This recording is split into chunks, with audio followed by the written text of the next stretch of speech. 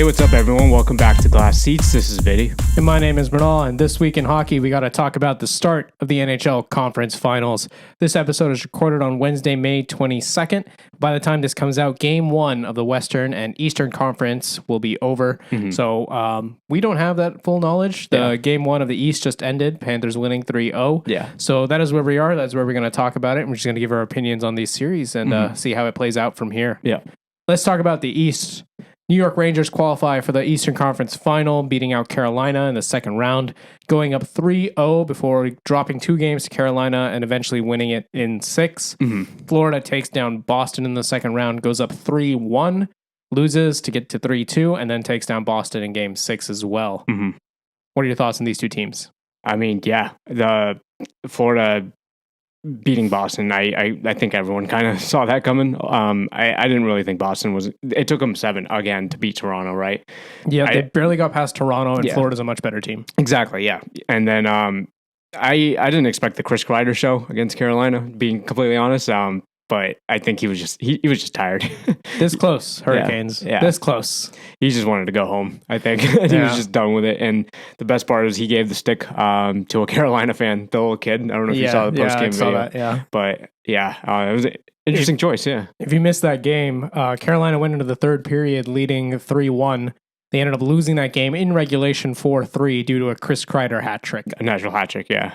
And it's tough. It's a tough way to go, yeah. Yep, brutal. Yeah, because they were the better team 5-on-5, I think. Yeah, but have you seen New York's special teams numbers here? Like power play 31.4%, penalty kill 89.5%. Yeah, pretty crazy. And Carolina took way too many penalties in that series. Yeah. Especially in the early games. Like if they hadn't gone down 3-0, they were much better in the second half of that series. Yes, yeah. But the fact that they went into the hole early screwed them. Yeah, yeah. 2 different teams, 2 different versions of Carolina, that series. So, yeah, kind of expected.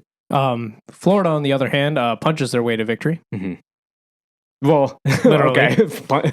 Yeah, literally punches their way. Yeah, I mean, definitely some controversial hits here and there, but it's the playoffs. Like, shut up. like score more goals. Like, yeah. I'm sorry. I know everyone's been talking about the reffing being atrocious. Yeah. But like, it is every year in the playoffs. Yeah. At this point, Florida's just taking advantage of what it knows to be true and that they won't call everything. Yeah, and if that's the case, then adjust. No, that's a coaching change. Is it dirty? Yes. Are they going to win? Yes. Yeah. I was like, if the rules are happening in real time in front of you as the game unfolds, you figure out how you need to adjust. Yeah. But talking about New York versus Florida here for the conference final, I think the key comes down to special teams. Yeah. It was a pretty clean game. The game 1, where by clean I mean not that many penalties call. It wasn't actually, I don't know if it was actually, you can call it clean, but not that many penalties, and Florida came out on top. But I don't think you want to put that New York power play on the ice. It's looking brutal right now. Yeah.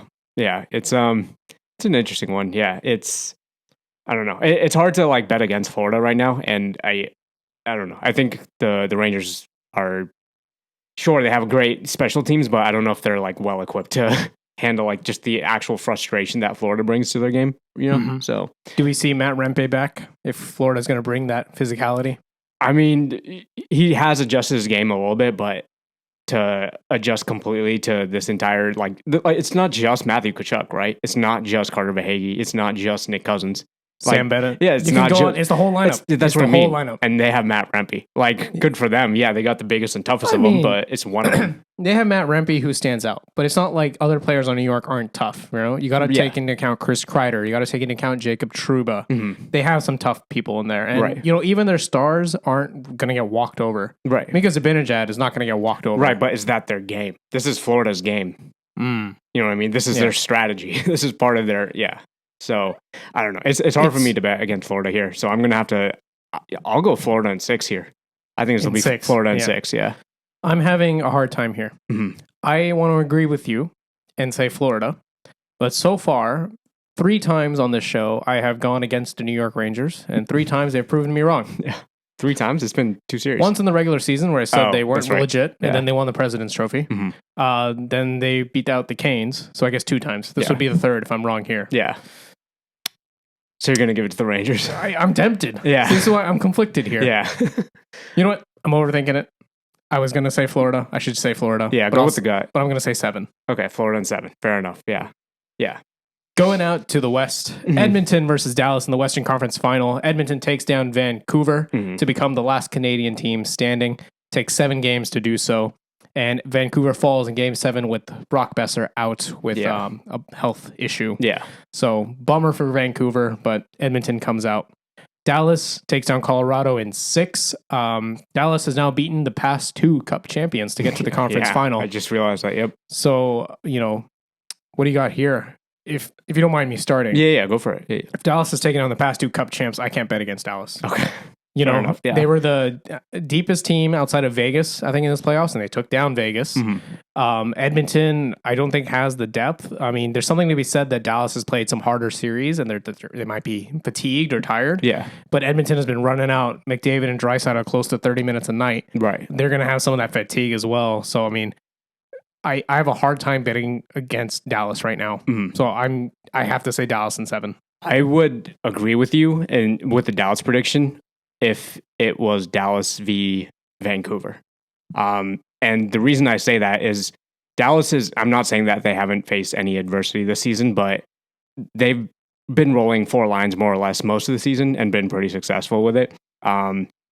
Edmonton lost to the San Jose Sharks. They gave the Sharks the first or second win of the season and turned it around, won 16 games. They've been battling adversity all season long. They were down on the ropes against Vancouver. It was 3-2 Vancouver, right? Yes, and Edmonton won Game 6 and Game 7. So they've proven time and time and time again, this season at least, that they can come back from adversity.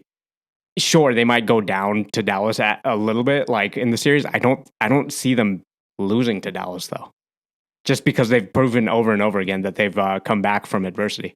So I'm going to have to go with, but in Edmonton's favor, I'm going to have to say that they have to finish this up quick because we know Pierre DeBoer in Game 7. So I'm going to go Oilers in 6 here.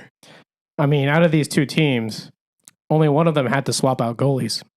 Yeah. Okay. That is Dallas is a superior goalie, and that I don't even think that's really up for debate. But yeah, what are we debating here? We're debating, is Edmonton's offense good enough to break through everything else that Dallas can do? Because in every other aspect of the game, Dallas is better.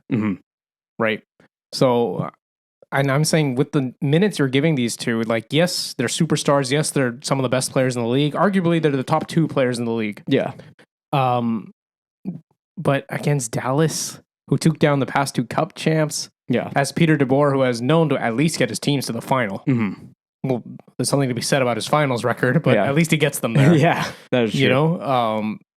I don't see how you do it. I don't see how you bet against Dallas. Fair enough. So what's your game count then? I have to say 7 because you're right. Yeah. Edmonton's not going to go down easy. Yeah. But I do think had Brock Besser played in Game 7, they would have lost. Really? Okay. Yeah, so I think, Edmonton caught a break with that one. Okay, fair enough. So, it's going to be Dallas in 7. All right, fair enough. If it comes Dallas in 6, I would not be surprised. Okay, wow. All right. Yeah, no, I'm going to stick with mine, Oilers in 6, just for the adversity factor alone, and Florida in 6. I think we're going to reach the finals here pretty quick. Yep. And just to wrap it up with a fun fact that's been circling the internet, this will be the first, or out of the remaining teams, we will have a Cup champion that has not been a champion this century. Really? Yeah, so Dallas was 99. Oh, yeah, Oilers didn't win. Oilers in 90. 06, yeah. Rangers in 94. And Florida's never won. That's good.